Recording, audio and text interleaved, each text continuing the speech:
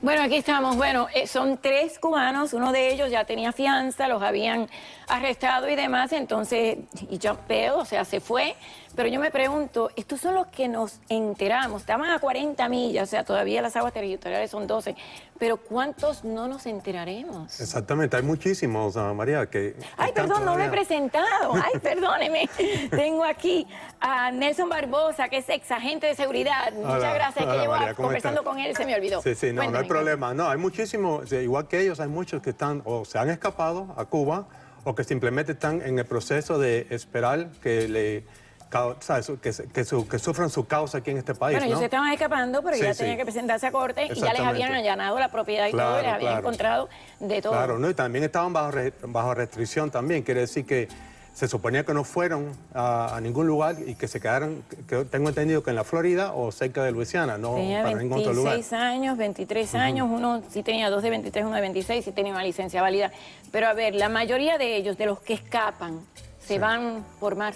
Sí, los que logran, bueno, algunos se van por mar, otros se van, como dice usted, en avión, como puedan llegar. Y si logran llegar a Cuba, se quedan en Cuba, porque hasta ahora que sepamos no hay ningún tipo, así como el asunto de Medicare, que hay algunos que están allá supuestamente, pero el problema es que no hay manera de que el gobierno de Cuba en este momento los retorna, los devuelva aquí a los Estados Unidos. No hay extradición, no hay ningún método de extradición y por lo tanto ellos creen que al escaparse a Cuba pues ya se le quitan todos sus problemas. Pero a ver, el FBI, el Homeland Security y demás no controla. Cuando hay 3 personas que ya están bajo fianza y demás, ellos no controlan que estas personas no vayan a cruzar la frontera, se vayan a ir para México, para Canadá o vayan a tomar un avión para otro lado. No, ellos sí tienen sus controles. En este caso, obviamente, no sé exactamente qué sucedió, pero ellos sí tienen sus controles. Bueno, el fraude era en Luisiana, el apartamento estaba aquí, habían allanado la propiedad, habían encontrado todo tipo de duplicación, de licencias falsas, de tarjetas de crédito falsas y todo, y bueno, ellos iban en un bote.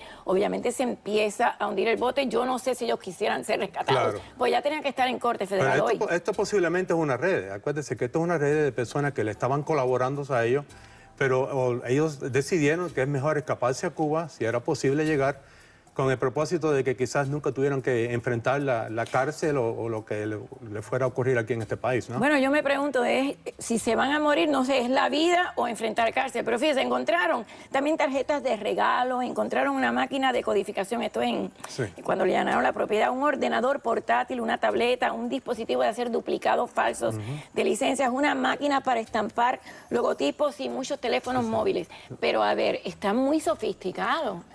Estas personas quizás son captadas porque llegan acabados de llegar, recién llegados, no encuentran y entonces estas personas que ya tienen toda una red organizada, los agarran de gancho y ellos son los que agarran, los utilizan, los usan para hacer todo tipo de fraude, como en este caso creo que estaban utilizando cada vez que uno de nosotros vamos a la gasolinera, nos robaban nuestra identidad. Simplemente con un aparatico que se le pone ¿cómo se llama? El material, ¿no? Al ATM, bueno, un ATM pero de la gasolina. De la gasolina. Entonces ya con eso, pues entonces ellos logran coger el número y la identidad de la persona, entonces hacen las tarjetas falsas y ya con eso logran robar lo más posible que puedan. A ver, Nelson, yo creo que se nos está yendo de las manos, no sé, porque mira, acaban de arrestar a una chica, Rosalía Reyes Machado. Esta no se sabe si es cubana, es latina. El sábado iba en un avión de American Airlines para Denver. Esta chica tenía 371 tarjetas de crédito falsas en su equipaje.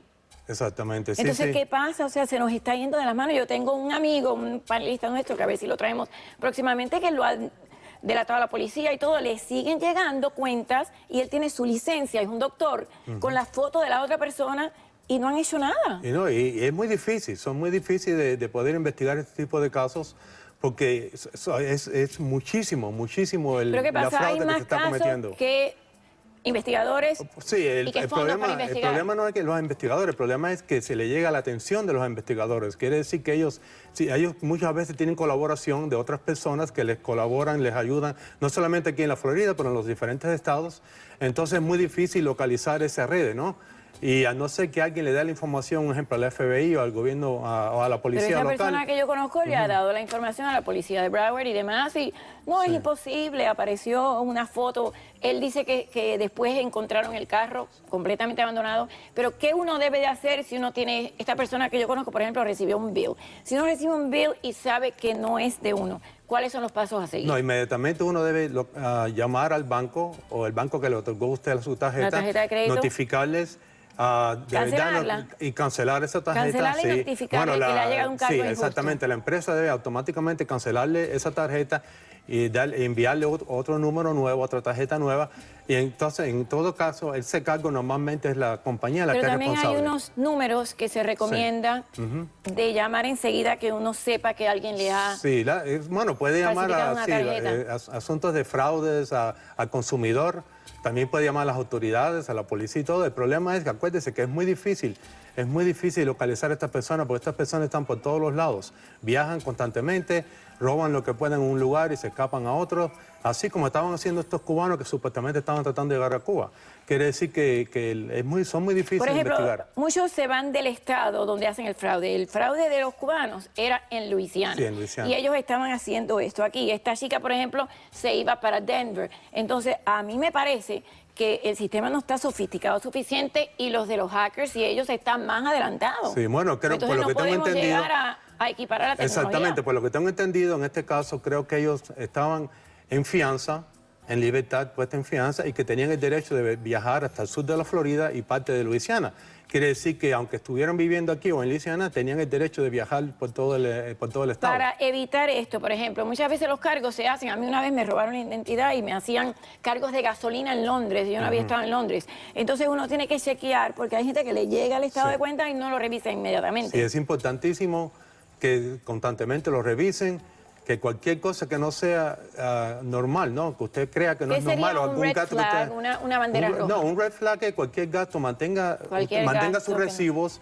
Acuérdese siempre dónde es que está usted consumiendo, ¿no? Consumiendo cualquier gasto que usted tenga usando la tarjeta y inmediatamente que usted vea a la tarjeta que si hay algún cargo que enseguida lo llame. Sí, muchas veces las tarjetas hacen eso. Cuando ven algo que no es, que está fuera de lo ordinario para ese consumidor, inmediatamente la compañía cierra esa tarjeta, aunque sea temporariamente, hasta que usted llame y diga, ¿por qué usted no me deja utilizar mi tarjeta? Ya que es la mía. Cuando es una licencia de conducir, por ejemplo, en el caso de yo conocer una licencia de conducir, ¿qué uno hace? ¿Cambia la licencia de conducir? Sí, en todo caso tendría que hacerlo, porque lo que hacen ellos es que también cogen su tarjeta, su licencia, y la vuelven a duplicar y hacen unas idénticas. Quiere decir que ahí tienen muchísima información que ellos pueden utilizar, no solamente para la licencia de chofer, de manejar, pero también para utilizarlo para fabricar tarjetas. Lo que yo no comprendo es que a veces es tan difícil identificarse uno mismo. Sí. A veces yo le pido a mi marido que llame, no, pero usted no es María. Sin embargo, ¿cómo es posible que esta persona que le digo, el doctor, este amigo nuestro que viene acá, le mandan un cargo de un storage con una foto que no era él y le aceptan el cargo? Sí, entonces, obviamente el sistema está mal. El sistema a veces está mal y tiene que ser corregido, pero acuérdese que el negociante simplemente lo que quiere es hacer su negocio. Él no le interesa de una manera o la otra exactamente si la persona es la persona correcta o no. La que está, sí, exactamente, está tratando de cobrar. Claro. ¿Se debe usar una sola tarjeta? Por ejemplo, yo utilizo solamente una para no tener demasiadas tarjetas en el internet. Sí, no, a veces sí, es mejor, es como más convenible tener una sola, pero la mayoría de todos nosotros tenemos por lo menos 2 o 3. Acuérdese que hay veces que en algunos lugares que aceptan una tarjeta, otros lugares no la aceptan. Entonces a veces se requiere que tenga por lo menos 2, porque si no, no pueda comprar uno. Uno puede decirle a su banco, su compañía, decir, bueno, mire, yo voy a usarla en el área donde yo vivo. Si voy a salir, yo voy a notificarles. Sí, también. Y eso es lo que hacemos nosotros en mi casa. ¿Es lo que usted hace? Sí, nosotros llamamos, por ejemplo, si vamos a Disney World, a Orlando, cualquier lugar de eso. Entonces usted llama notificamos y dice...